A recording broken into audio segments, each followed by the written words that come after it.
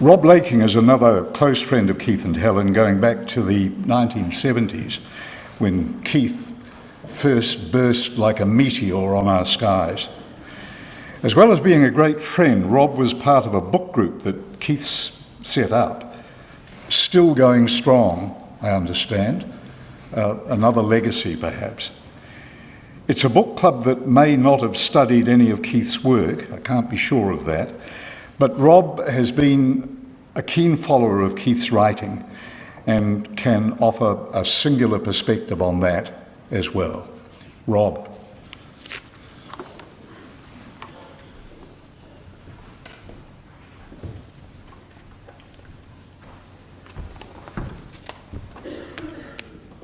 Thanks, Ian. Tēnā koe e hoa. If it was me down there and you up here, you would have been wearing a suit.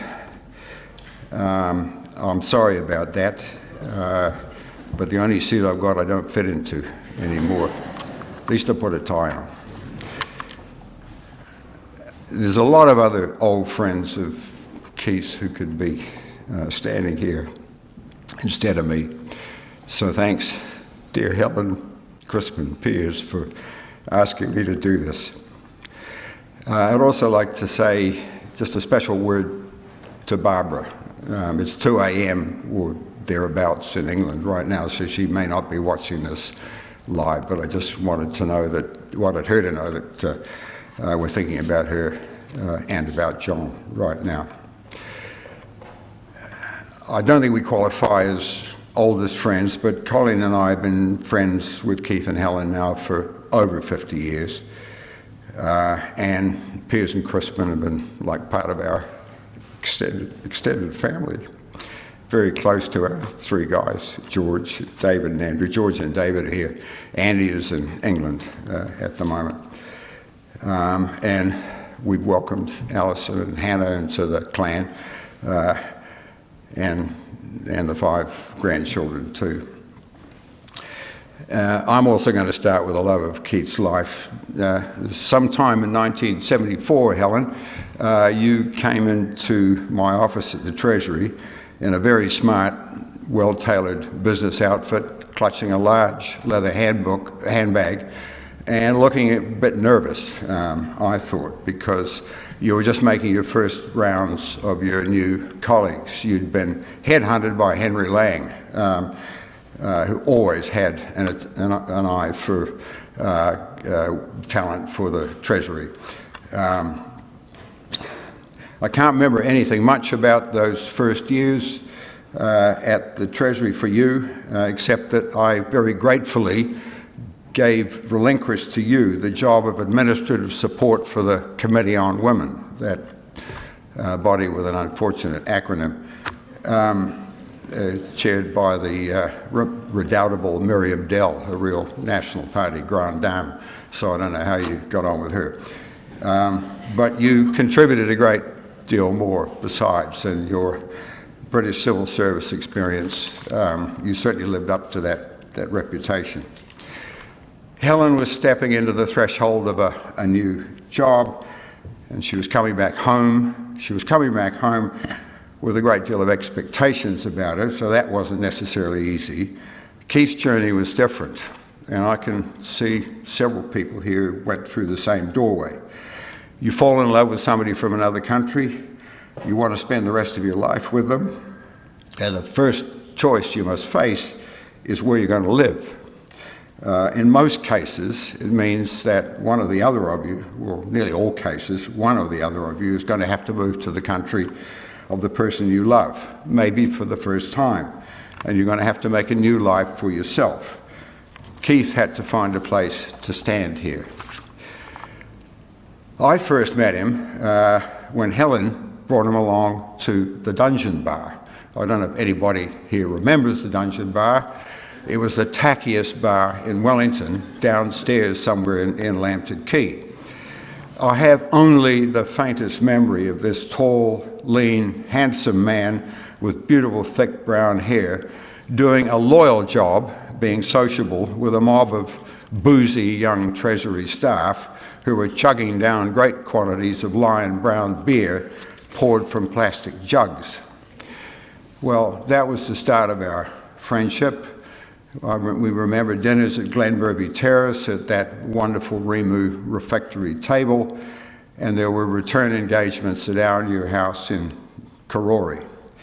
And there was that period of several years from 1974 when they lived apart most of the week because Keith was commuting to Christchurch to teach at Canterbury. Keith took on the challenges of his new life, as others have said here, with a will. He had the intelligence, the education, the quick perception, the wit, and the eloquence to be both an inspirational teacher and a sought-after commentator on public affairs. Chris Eichbaum, who was one of his students, said to me that he was a real rock star at Canterbury, in fact. But it was a struggle. Keith's weekly commute between Wellington and Christchurch, both of them had demanding jobs. On Friday nights, after we'd put our own preschoolers to bed, there would be a meal with wine and good conversation. And after dinner, Keith would promptly fall asleep in an armchair in our living room. And then there was the year from the spring of 1974. Bill's arrest, the trial, his final illness, Helen's pregnancy, and Piers's arrival just in time for his grandfather to see him. It was wonderful to celebrate the birth, but it came with grief and after a year of purgatory. I think those evenings with friends, and we weren't alone in that, were a refuge. There was the exhaustion and occasionally the tears, but mostly just the memory for us of a quiet time we could share with them away from the pressures and demands on them both. Colin and I, what we both remember both, our first thought really was Keith as a host. Dinners were performances. The drinks and the hors d'oeuvres, beforehand, the soup, the main course, the beautiful tarts, the salad, the cheese, and the choice of wine to go with each course. It was a performance, yeah, but it was all designed for the comfort and the enjoyment and pleasure of the guests and accompanied by good conversation. It was a surprise to us when Keith went teetotal a couple of years ago. Wine was always important with the meals. It was mostly French. When he arrived in New Zealand, most of us were still drinking Blenheimer out of plastic bags, McWilliam's Bacano, or the occasional bottle of Jacob's Creek on special occasions from Oz. At one early dinner in the Such house, Keith had burrowed into the remains of Bill's cellar and emerged with a bottle of Bacano, quite an old one. We cracked it. It hadn't aged well. It tasted like blackberry nip. Not surprisingly, Keith wished New Zealand wine a prosperous future, but he continued to stick to French wine. Colin and I both remember holidays at the Taupo Batch, another place of refuge. In 1976, we visited for Keith's birthday. We have photos of Piers sitting up in his pram with a beatific smile on his face, and our George lying on a couch on the porch with his nose buried in a book. We rowed across the head of the Waikato River to the other bank. I played tennis with Keith on that bumpy old asphalt court. He used his height to full advantage. He had a ferocious serve. And as I think Crispin said, he also took some pride in being a reserve for the England B basketball team, which is to me like being maybe relief pitcher for the Wellington Major League Baseball team. There isn't one. Keith never talked much to me about his childhood or his school days. In fact, one of the few memories I've got of that is when I first met him, I asked him how he pronounced his name, and he said, well, some people call me Ovenden and some people Ovenden. My headmaster used to call me Ovenden, and I knew I was in trouble. But he did talk often with fondness about how much his universities had done for him. In the case I remember particularly is Keele and Oxford. When we were living in London in the late 1970s and he was visiting, he recruited me for a very fast drive, mostly legal, in his father's sporty Triumph up the M1 to Stoke-on-Trent. It was just simply to visit Keele again for nostalgia.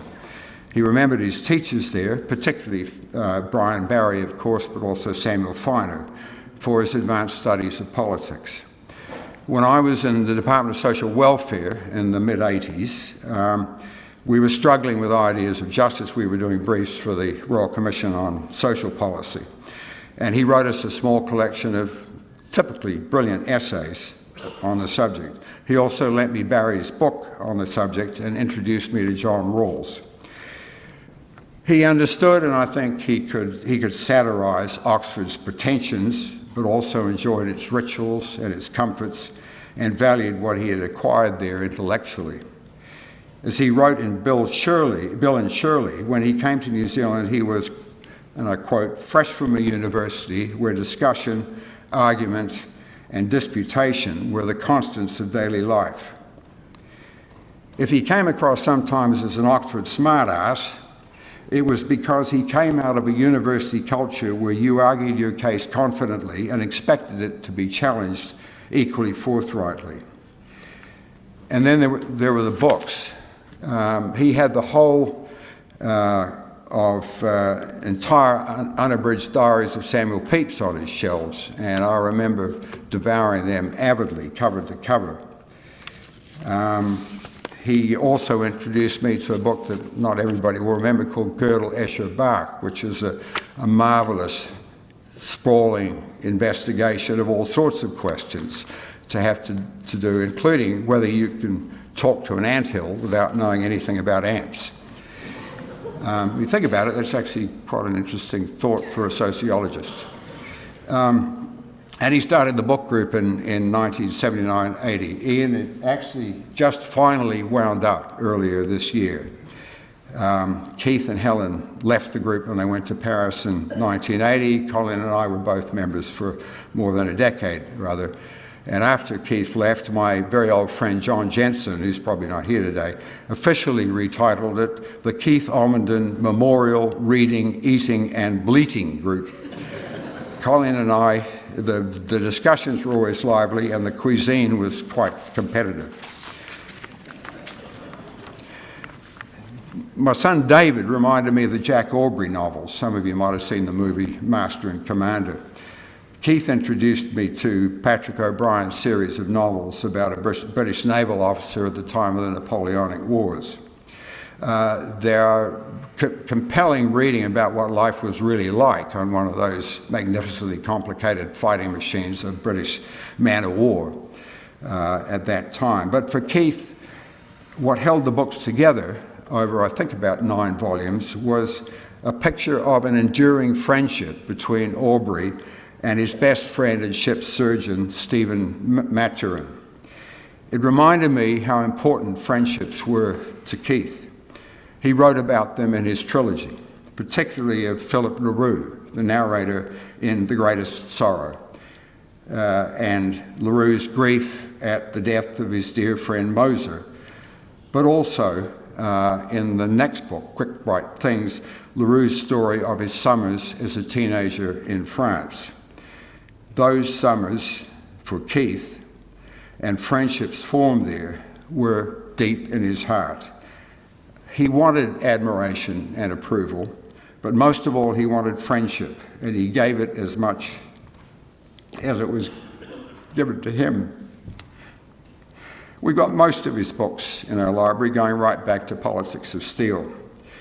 I remember most how he developed the craft of writing. He used to write things out longhand and then transfer them to his desktop computer.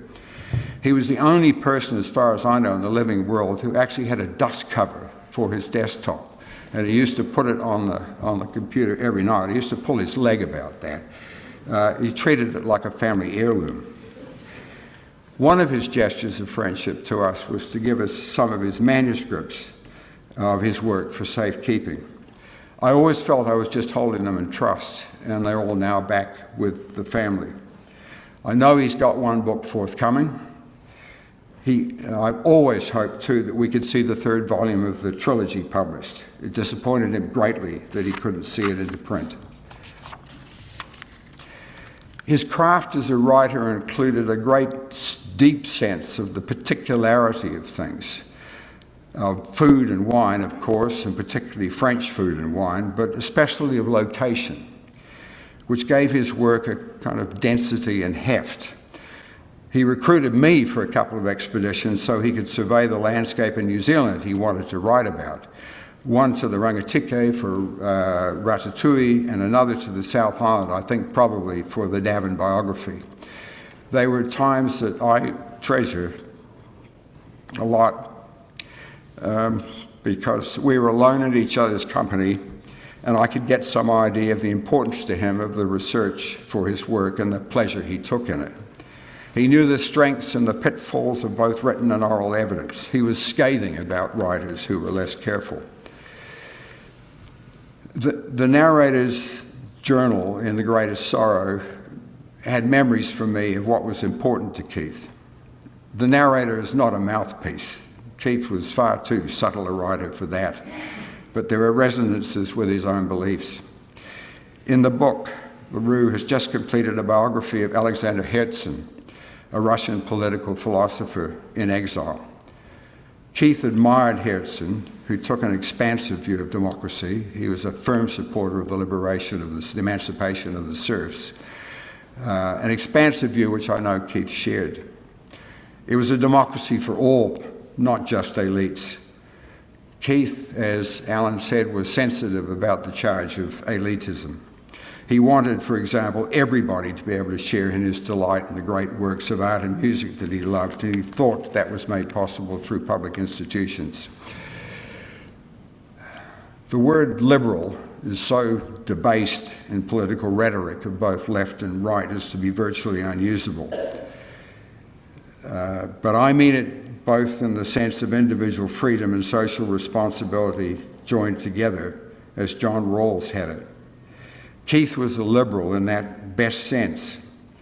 It means that we're in charge of ourselves and not just the puppets of history or genes. The greatest task of society, all of us together, is to expand the space for the capacities of each of us. But I also found echoes in LaRue, the narrator, of Keith's skepticism, in the best sense of that word. Keith hated dogma of either left or right, Marxism or neoliberalism. All knowledge to him was contingent, all knowledge based on reasoning from evidence. I finally came back to the puzzle of why LaRue and Keith called their work the first in the trilogy, The Greatest Sorrow. It comes from Herzen. Near the end of the book, the narrator quotes from Herzen, quote, "The greatest sorrow in the world, that of the old man, young in heart, surrounded by a generation growing more and more shallow," end of quote. Really? I thought. Isn't that just the sputterings of an old man? How is this different from any generations being affronted by youth's lack of respect for experience? Then I thought this quote of Herzen's explains it. The young are a mirror. When I was in my 20s, I reached a time when I thought I had found clarity, purpose, and belief. The older I get, the more uncertain I get, the more tugged in different direction by memories of a past life. LaRue wrote about that too. So maybe that's what he meant. The sorrow is in the vanishing of one's own youth, and that time of certainty, the loss of the youth's insouciance, its belief in its own invincibility. The generations coming up behind are a mirror held up to our own youth. But I also remember what Keith said in his eulogy for his brother Graham. After his own intellectual struggles, Graham had gained, Keith said, a self-confident uncertainty that is perhaps the better part of being human. I rather like that. But it's the greatest sorrow in another sense. My marks in the margin of the book are sometimes questions. Was this Keith speaking? Was what he was saying through the words of LaRue important to him? The greatest sorrow now is that we can't ask him these questions on a walk or at a dinner table. but he hasn't left the conversation. We can't ask him, but we can share his ideas, his passions, and his doubts in our memories and in his own words. So, goodbye, old friend. Haere inamate. As long as we can, we'll keep the conversation going.